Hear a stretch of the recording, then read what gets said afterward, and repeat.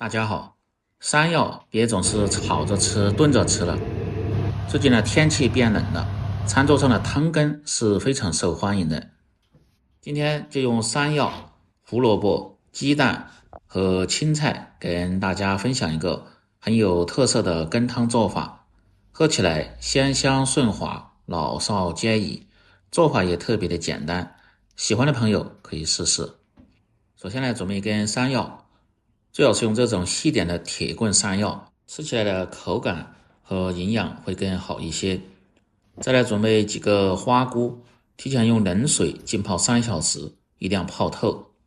再来准备一些自己喜欢吃的青菜，我今天用的是这种小油菜，先一片一片的掰开，主要是方便清洗干净。再来准备上一个正经的母鸡蛋，接着把油菜先放入水中清洗干净，小葱1根，把根部和不好的叶子去掉不要，这个主要是增加香味。不喜欢吃小葱的朋友可以放上一些韭菜或者是芹菜，特别是油菜的根部最容易残留一些泥沙，这个也是冬天的应季蔬菜。学会今天这个山药羹的做法，也可以根据自己的喜好搭配其他的食材来做，喝起来味道既好，而且营养还比较丰富。不喜欢吃干香菇的，用其他的一些新鲜的菌类食材也可以，它主要是起到增加鲜味和丰富口感。鸡蛋在食用之前，建议大家一定要把表面的一些其他残留清洗掉。山药把表面的泥沙清洗掉后再来削皮，切记不要直接削，那样泥沙粘在表面是很不好清洗掉的，因为山药的粘液特别多。再用削皮刀把外皮削掉不要，最好是戴上手套。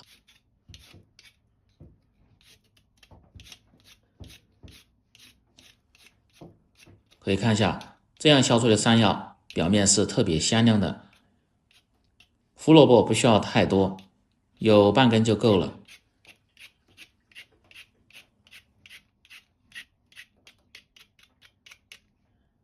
接下来切香菇，先从中间片成薄片，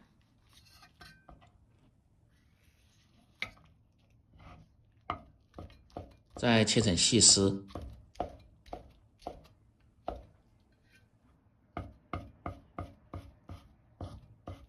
再改刀切成小丁。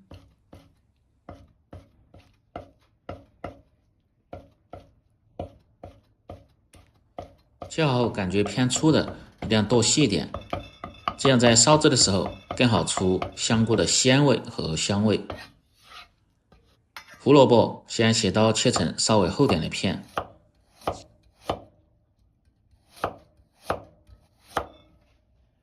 再切成细丝，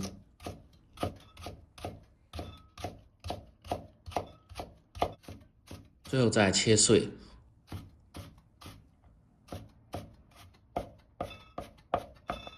也尽量剁细点，因为这是做汤羹类的。剁碎后和香菇放在一起，再把油菜也是改刀切碎，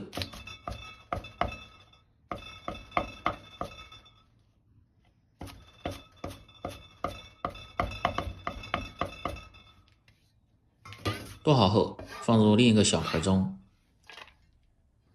再来准备生姜，这个最好是切成大点的姜片，不喜欢吃姜的朋友，把姜炒出味道后，到时候吃的时候可以挑出来。小葱的葱白改刀切成段，和生姜放在一起，用来炝锅的时候用。葱叶切成葱花，这个是出锅的时候再放入，喝起来味道就特别的香。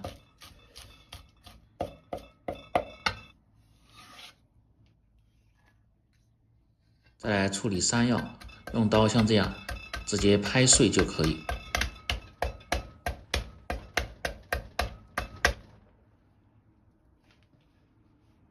感觉偏粗的也尽量再剁细一点。尤其是做汤根菜，这些食材都尽量剁碎或者是切碎点，更好将这些食材的鲜味和营养物质释放在汤汁中。全部剁好后，装入另一个小盆中，再把鸡蛋打入小盆中，用筷子搅散，一定要搅均匀，搅拌至鸡蛋冒泡就可以了。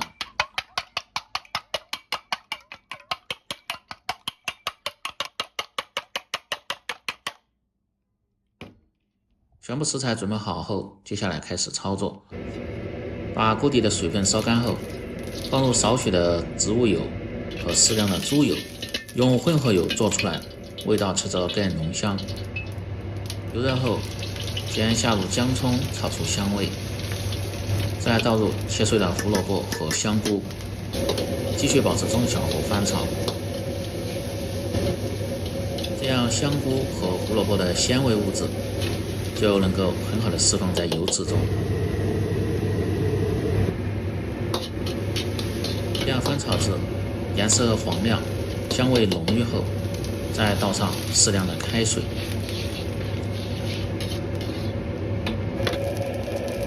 水开后，保持大火，倒入剁碎的山药，用勺子推匀后，关中小火熬煮2分钟左右。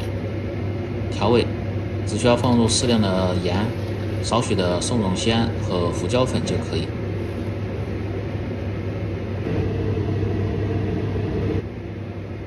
熬煮至汤汁变得浓稠后，再倒入打好的鸡蛋液，像这样转圈的倒入锅中。熬完后，先静止3秒钟左右，再用勺子快速的推动几下，这样做出的蛋花大小就特别的均匀。再倒入切碎的油菜，